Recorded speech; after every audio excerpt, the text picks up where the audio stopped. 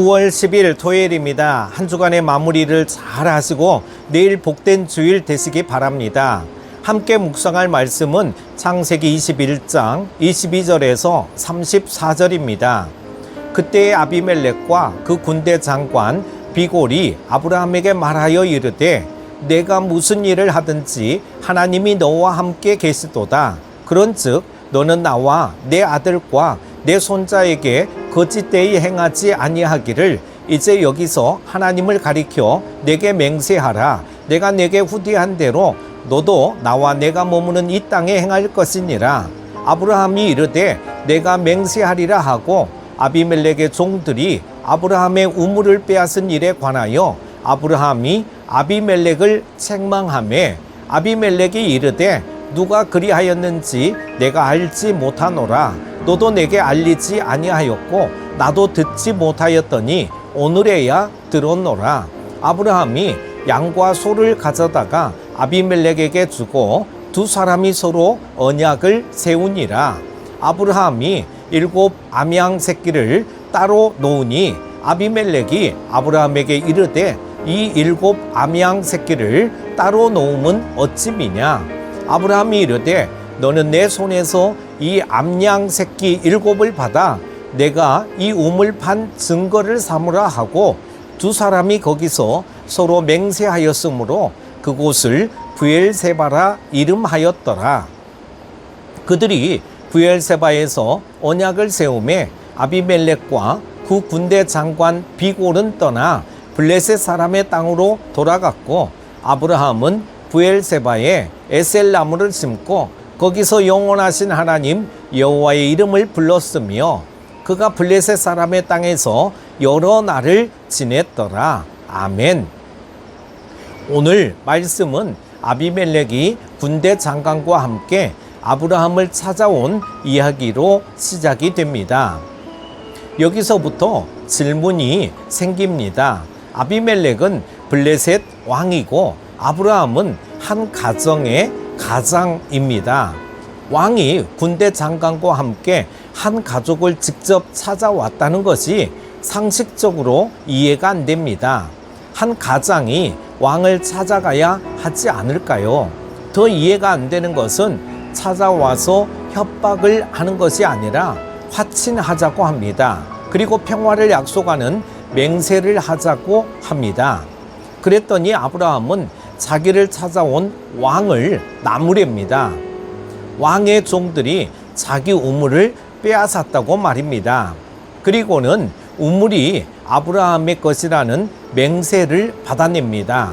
맹세를 받아낸 후 그곳 이름을 브엘세바, 곧 맹세의 우물이라고 붙입니다.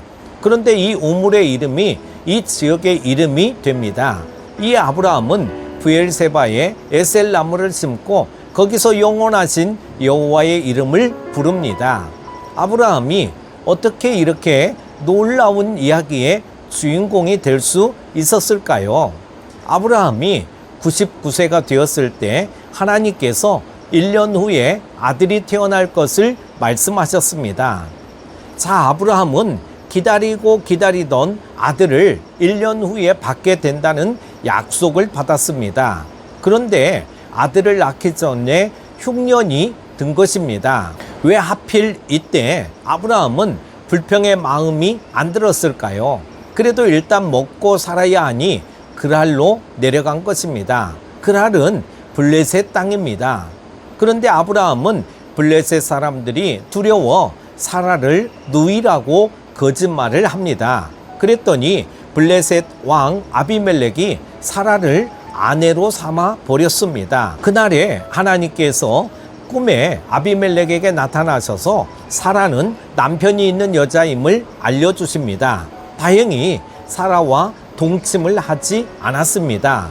만일 사라와 동침을 했다면 어떻게 되었겠습니까?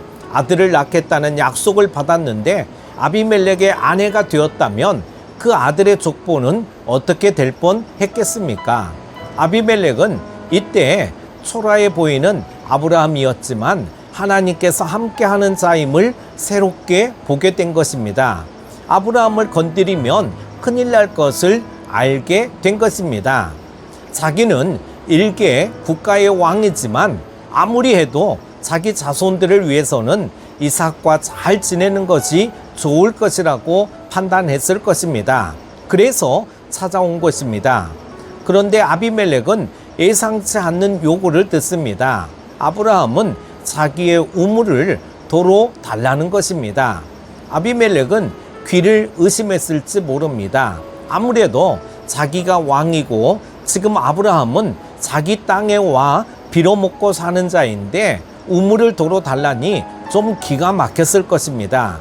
그러나 아브라함의 그 무엇에 눌렸는지 횡설수설합니다. 26절 말씀이죠.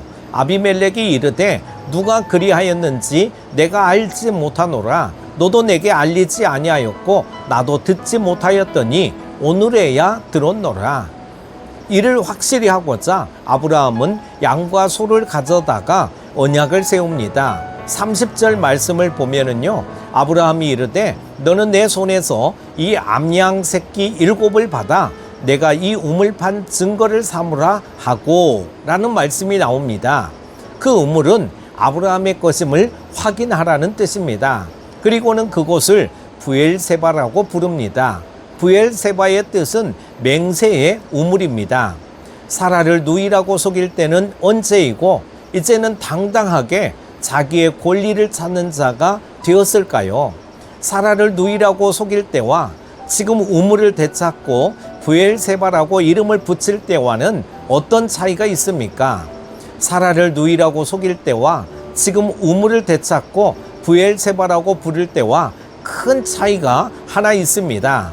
지금은 하나님의 약속이 그대로 성취되는 것을 보았습니다. 약속을 통해 얻은 아들 이삭이 함께 있었던 것입니다.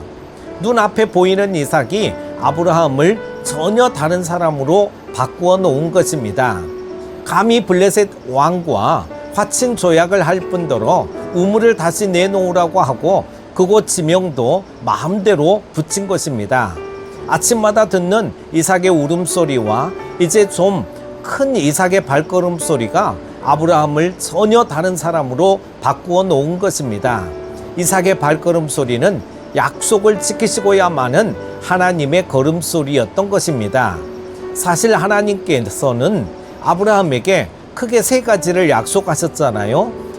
자손, 또 땅, 그리고 이웃이 자기로 인해 복을 받게 되는 것입니다. 이삭은 자손의 약속이 이루어진 것이고 부엘세바는 땅의 약속이 이루어진 것입니다. 한 가지 남은 것이 있죠. 33절 말씀입니다. 아브라함은 부엘세바에 에셀 나무를 심고 거기서 영원하신 여호와의 이름을 불렀으며 한 일이 뭘까요? 에셀 나무를 심었습니다. 에셀 나무는 10m까지 자란다고 합니다. 그래서 광야를 지나는 유목민에게 그늘을 제공해 준다고 합니다. 그리고 가지가 연해서 가축들의 먹이가 된다고 합니다. 아브라함이 자기를 위해 에셀나무를 심었을까요? 아브라함도 유목민입니다. 언제 여기를 떠나야 할지 모릅니다. 여기는 잠시 머무는 부엘세바입니다. 그리고 아브라함은 이미 100세가 한참 넘었습니다. 아브라함은 언젠가 만민의 아버지가 될 것을 믿고 믿음으로 오고 가는 모든 민족들을 생각하며 심었던 것입니다.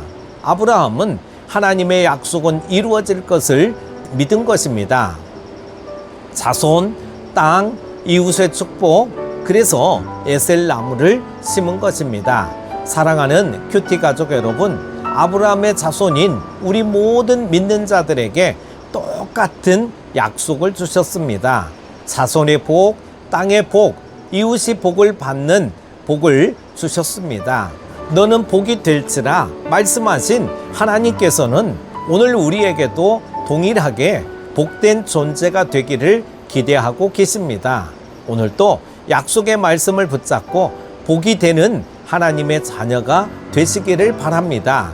오늘 만나는 모든 사람들에게 하나님의 복을 전달해 주는 복의 통로가 되시기를 축복합니다. 여러분들을 통해 하나님의 복이 교회와 가정, 자녀 손들 위에 흘러 들어가기를 바랍니다. 오늘 하루도 승리하십시오. 기도합니다. 하나님 아버지, 아브라함에게 놀라운 약속을 주시고 그 약속들을 하나하나 성취해 가시는 하나님을 봅니다. 오늘 우리들에게도 동일한 약속을 주셨으며 그 약속을 이루어 가시는 줄로 믿습니다. 하나님의 약속을 믿고 오늘도 복을 흘려보내는 복의 통로가 되게 하옵소서. 예수님의 이름으로 기도드립니다. 아멘.